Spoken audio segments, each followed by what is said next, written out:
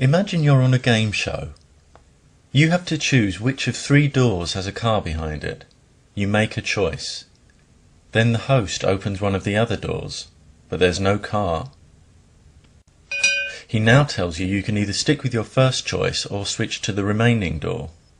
What do? Stick or switch? In fact, you should always switch. Your initial choice has only a 1 in 3 chance of being correct. When the host then opens one of the other doors, many feel the chances of their first choice being correct has increased from 1 in 3 to 50-50, and if the chances are now 50-50, why not stick with the first choice? Switching and being disappointed could be frustrating. But your chances haven't increased to 50-50. There's still a 2 in 3 chance that the car's behind one of the doors you didn't choose. And since the host, who knows where the car is, has opened one of them, the car is now twice as likely to be behind the remaining door than the one you chose initially. In experiments using this game show scenario, the so-called Monty Hall dilemma, the social scientists Granberg and Brown found that 88% of people stuck with their first choice, showing a clear lack of awareness of the probabilities involved. A poor understanding of probability leads many people to make inaccurate statements in support of their beliefs. Someone on YouTube recently wrote to me, "You're free not to believe in God, but the chances that he exists are 50-50. There is either a God or there isn't." This person is free to believe in their God, but the chances that it exists are not 50-50. The fact that it's possible to phrase a statement so that only 2 options are mentioned doesn't mean that they're equally likely to be true. I could say, there are either 2 gods or there aren't. Then I could say, there are either 3 gods or there aren't, and so on. All perfectly reasonable statements. But if we assign a 50% probability to each possibility and then start adding the probabilities up, we quickly go way over the maximum 100% probability allowed. A 50% chance can't be assigned to these statements, but there's a complementary thinking trap here too. The fact that you can propose an infinite number of scenarios, each with a different number of gods, doesn't in itself make the probability of there being only one god infinitely small. The truth is, you can't use logic or maths to assign any numerical probability to the existence of gods. Belief in any god is a matter of personal faith, a fact that's recognized by many theists. To go beyond faith and claim to be able to establish the existence of a god or gods as fact, we require what's needed to establish the existence of any disputed phenomenon, independently verifiable evidence that doesn't require a pre-existing belief in that phenomenon in order to be persuasive. None of this kind of evidence is currently available for the existence of any god. Another flawed approach that makes use of the power of numbers is the argument by retrospective improbability.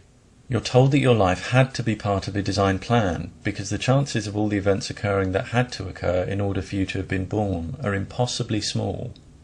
This specious logic would dupe us into believing that when we pluck a blade of grass from a field or a grain of sand from a beach, we're performing some miracle of improbability. After all, the probability of choosing that blade of grass or that grain of sand is infinitesimally small.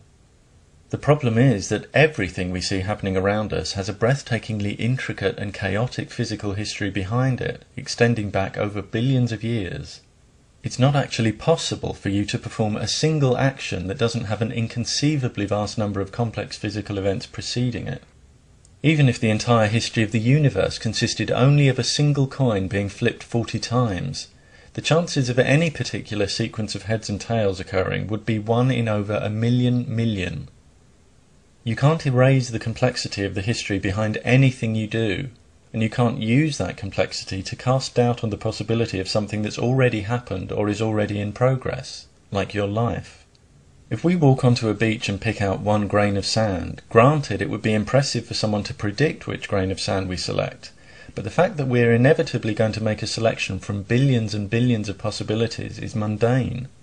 Like our selection of that sand grain, neither your existence nor the existence of anything in the universe requires that there is or ever has been an intricate designed plan.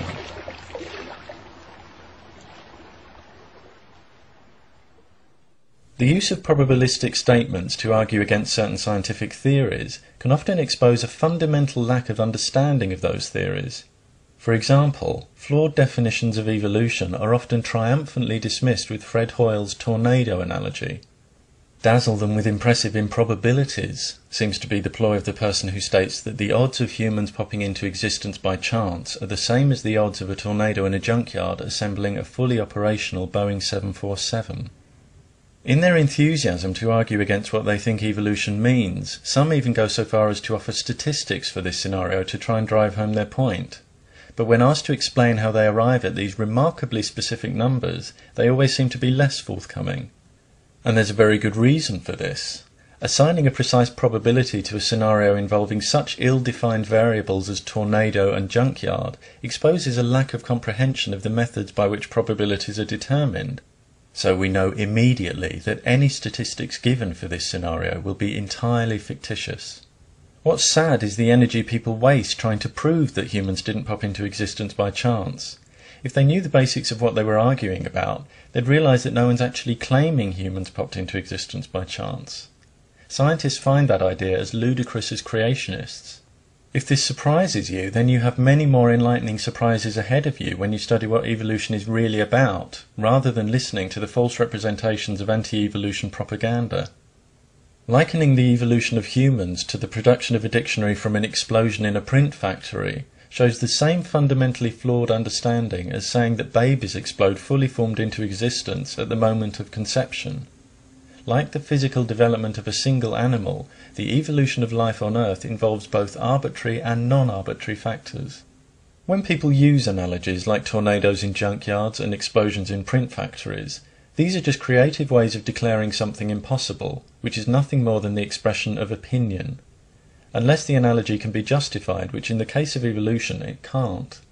When people use numbers or probability to argue for the existence of supernatural entities or divine plans, it's time to slow things right down and take a long look at exactly what's being suggested, because the argument will always be wrong in some crucial respect. No God can ever be deduced through mathematics. Calculations of probability require defined variables and parameters, and when it comes to the question of gods, there are simply no variables or parameters with which to make calculations. Many people, not content with viewing the existence of gods as a matter of personal faith, ape the language of maths and science so as to give their beliefs the gloss of authority or plausibility. But when they attempt to justify their faith using scientific terms, they stray into an area of rigorous scrutiny, where personal opinion without solid evidence simply carries no weight. Flawed arguments that present what is a matter of faith as a matter of fact will always be exposed. Oh, tangerine thumb man. I have no objection to people who believe in one or more gods, provided they're not abusing or disrespecting others.